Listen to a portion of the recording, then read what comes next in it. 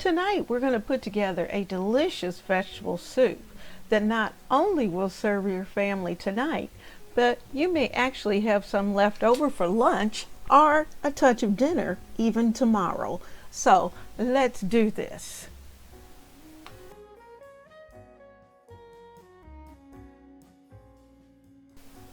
As I said, I love a good vegetable soup. And there are just certain components that we need to put in a vegetable soup in order for it to have great flavor. So we're going to start with the three specialties. We've got onions, we've got celery, and we have the carrots. The carrots always add that tiny bit of sweetness. But you know, carrots, celery, and onions are very good for the body. So we're going to take half an onion, we're going to dice it up, and what I'm doing is that I'm going to put everything into this pan, and then we're going to get everything rinsed off and into the pot. So I'm just peeling and I'm taking you along. Now, you know, as our weather changes, we're going to be looking for those things that are easy to fix, that are quick to prepare, and that we can actually prep in advance. And certainly I could have done all of that in advance. I could have had the celery prepped, and if I have a lot of cooking to do, then that's what I usually do. Now I'm still sipping on my coffee, and we had coffee left over, so I thought I'm not throwing that away. Sometimes I take my coffee and I put it on my flowers and I just kind of pour it in. They get that little hit, and they like it. What can I say? But anyway, so we're putting our veggies together. We need a few carrots, and these are all organic, and it just happened to be one of those things. Now sometimes I get organic. I usually go according to who has the best price, and then I try to make sure that whatever it is that I'm supposed to have, that it's in the recipe and that it's delicious.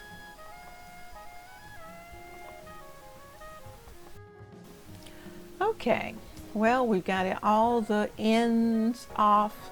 We still need to scrape these carrots. Now I know it's said that in the world of cooking, that if a vegetable is organic, that you don't have to scrape it, particularly in the case of carrots or some of the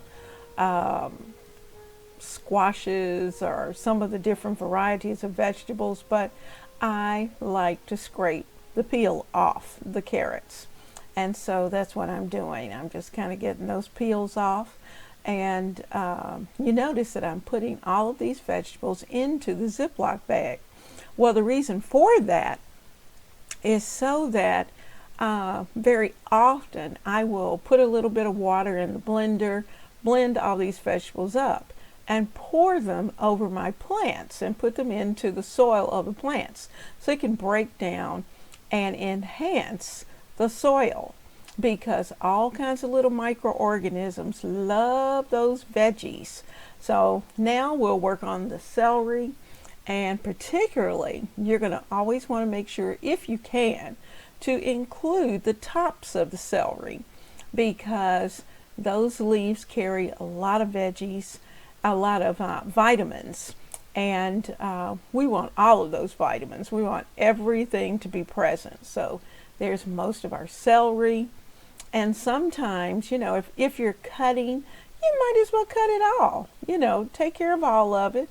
And if you need different sizes, sometimes I will dice very tiny the celery so that I can use it in tuna or some other dish.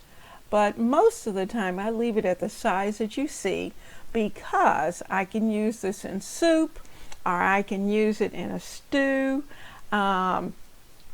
just whatever it is that I want to include those vegetables with. And if you're going to put them into a crock pot, you definitely want the size of those veggies to be pretty large, because it's going to do that low and slow.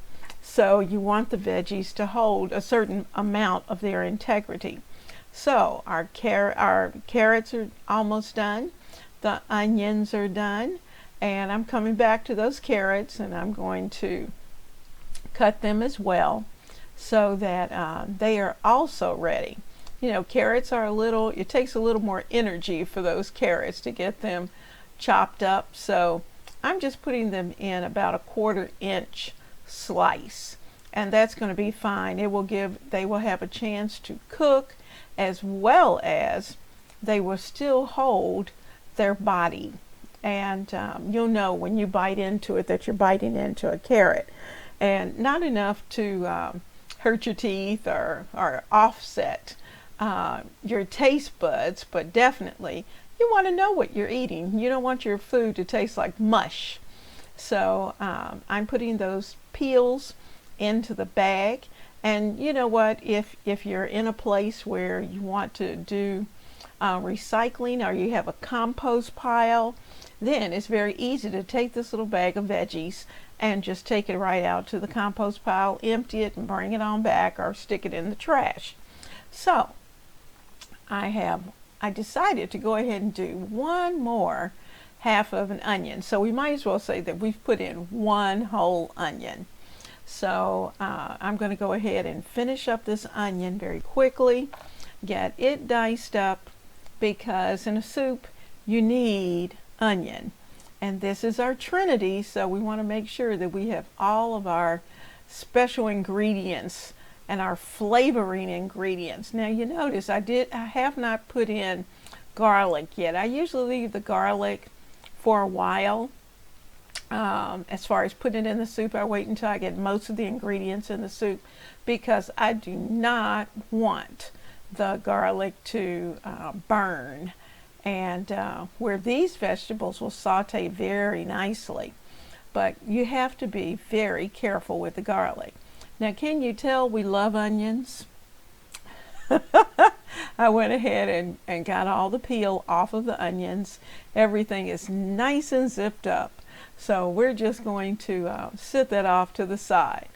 Now, we're going to take this, we're going to put it under some nice cold water and get everything rinsed off well.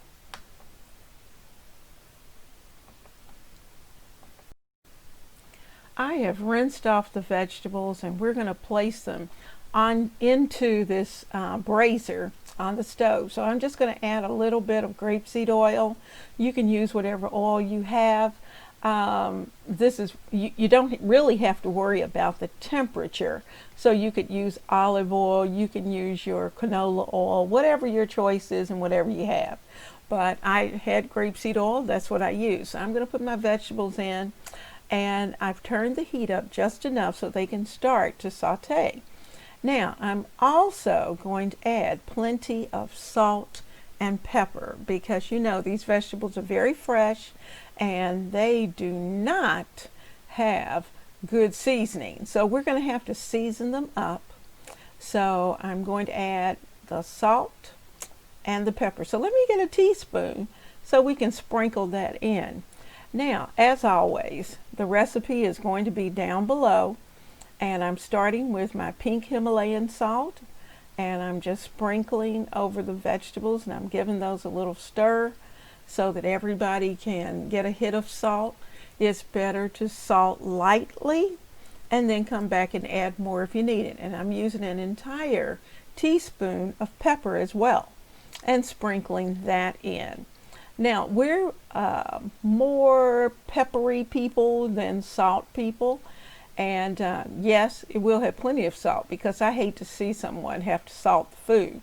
But I want plenty of pepper as well. So let me say this while we're here and we're waiting for those vegetables to come up. And we're going to be adding some other things into this mix that I hope right now you will go down and hit that subscribe button if you are not already a family member, because we prepare dinner together all the time. Remember at Ebony, Ivy, and Thyme that we do things in the kitchen for the kitchen. So that involves decorating, that involves cooking, or anything else, chit chat, whatever we want to do right here in our kitchen. Now, I have also added to this pot a container of sliced tomatoes that I froze.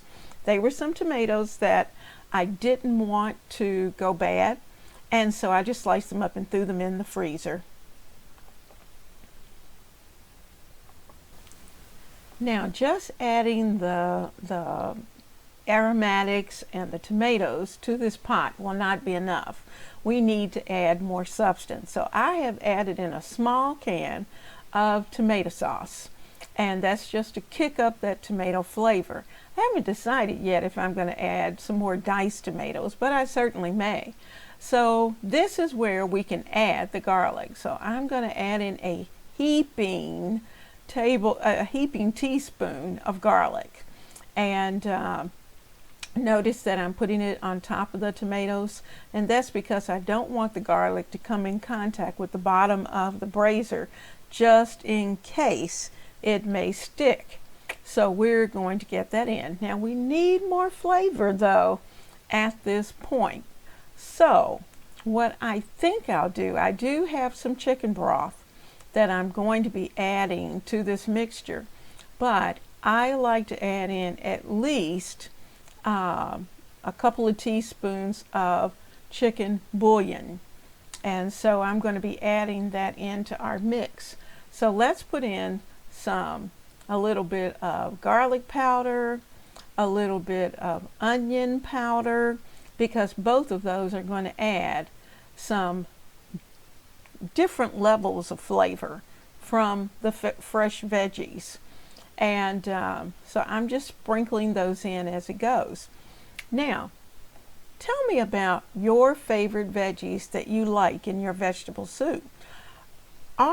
Is the vegetable soup at the top of your list of your favorite soups? And if not, what is your favorite soup? What do you like? And I know we love vegetable soup, we love chili, and you'll see I'm adding in, there I go, putting in some more. First was the garlic powder, then second was the onion powder. So we're adding those into the mix. Now back to my question. What soups do you like? And now I'm not a fan, I love butternut squash, but I'm not a fan of butternut squash soup. And I'm not quite sure what it is. It's not because it's a creamier texture. That's not it. And very often I add butternut into my just regular vegetable soup.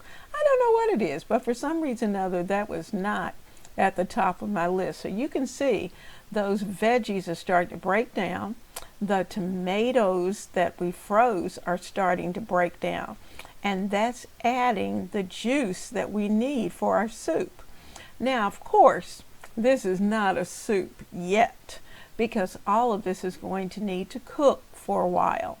And you'll be able to tell just looking at the texture of your soup. You'll know when it's ready.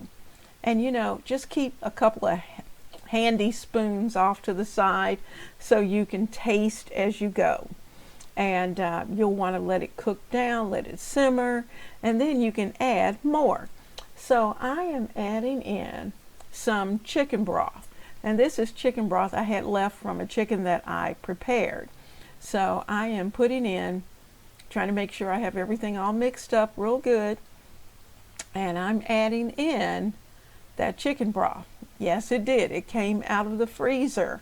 And I try to keep chicken broth, actual chicken broth, from chickens that I prepared. Now here's another one that I am going to add in. Now what I'm doing is that I'm skimming the chicken fat. That's the chicken fat.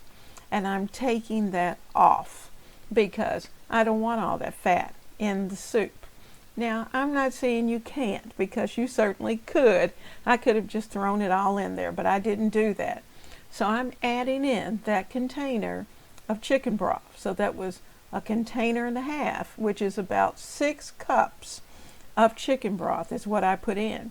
So if you're going to just buy your chicken broth, you're looking at about 2 boxes of chicken broth that you're going to add in. Now, if you've used it before, chicken stock is always the best to buy because it's going to have more flavor. But if you don't, if you're looking more at money, chicken stock is more expensive. So what I do is that first, you'll see I'm rinsing my cans, trying to make sure I get all the flavor out. That was the tomato sauce can. And then I will add in my chicken bouillon so that I can kick up the flavor of the chicken. Now, because this was chicken broth made by me, I didn't worry as much. My technique for putting together a soup is to allow it to simmer. And I like to simmer my soup. And as you can see, it's nice and hot. You can see little bubbles, but it's not bubbling hard because we don't want our juices to bubble away, but we do want it to be hot enough to cook what is in this container. Now there we go. We've got it at the right temperature. I'm adding in a can of cannelli beans just to bump up the flavor and the nutrients in this soup because we're not going to have anything else. We don't need meat. We don't need anything. Everything we need is right here in this pan. Now I'm looking at the vegetables and we have lots of color. We've got the beans, but let's add something else. Now I'm thinking we need a little more green, don't you think? Or maybe some more yellow to this vegetable soup would be perfect. So I am adding in some frozen corn. And I put about a canful in at first. I'm using that can as my measure. But when I looked back at the bag that the vegetables had come out of, I thought, no need in saving that little tiny bit. So I threw that in as well because you just can't have enough vegetables. So I have the frozen corn in. We're adding in some peas because these little peas are so good and they're so nice and green and they're going to add great flavor. I did the same thing with them. There just wasn't enough of the peas left in that bag, so I ended up just tossing them in as well. And you know, I'm so glad I did because it just worked out perfectly to not have a lot of little fastened bags in the freezer. This way, one bag in the soup worked out perfectly. So all of this needs to get nice and hot. So I am taking a spoon at this point before I put the top on it and taste it to see what it needs. Does it need more salt? What is it might need? Because we've added quite a bit to it.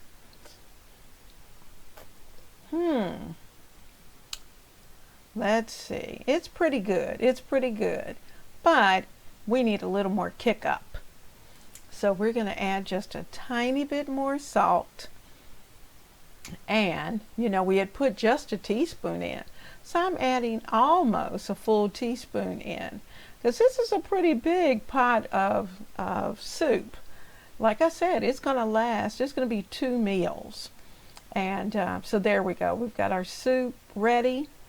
And if you're a peppery person, you could certainly add either red pepper flakes or you can add in just some black pepper to add to the mix. Oh my goodness! This soup smells wonderful. Look at all of those beautiful colors. See how it's bubbling. Now I'm taking my spoon and just kind of going across the bottom of the pan because I don't want anything to stick. I also added in a few potatoes so they could cook into it. And those potatoes are russets. And the russets actually break down and they start to add and give the soup its additional flavor and substance. It just makes that soup, I won't say creamy, but it does add a certain thickness to your soup. So you can see our vegetable soup is absolutely wonderful. And because we let it simmer with the top on it, it is going to be so good. So, you know what? It's almost that time to put this soup into the bowls. So let's just give it a moment. I'm going to get my bowls, and then we're going to be ready for something delicious. Now, got the ladle. Let's scoop up some of that good vegetable soup. Now, while I'm fixing these little soup bowls, if you forgot to hit the like button, please do so right now. And if you forgot to subscribe, please do that, because you're going to want to hit also that little bell, because that notification bell is basically going to say, hello, I want to know when you're uploading and when you're cooking, so I can be right there to check out what you're doing. So make sure that you hit the like, that you hit the subscribe, and that you hit that notification bell, because I'd love to have you as a part of the family. Because let's face it, when I'm serving up this soup, hey, I will serve up a bowl of soup to you and for you. So let's do it together. Let's manage ourselves and manage our families and have everything ready for them, so that when they're finished with work or they're finished with school, whether virtually or in person, they know they're coming home to a delicious meal. So let's serve it up.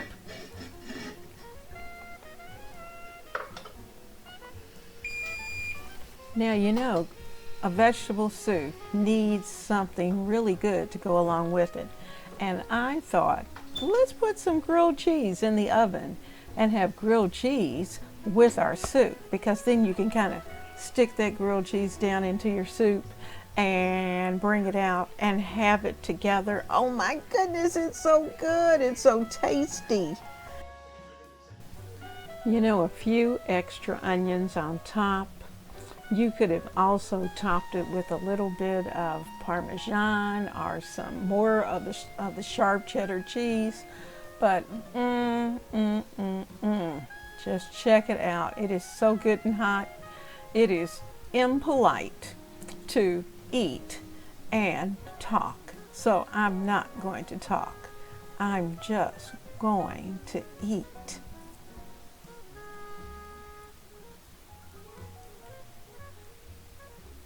Woo! Hot. But it's so good. Woo, woo, woo. Burnt my mouth. But you know what? I want you to have a blessed evening. So enjoy yourself.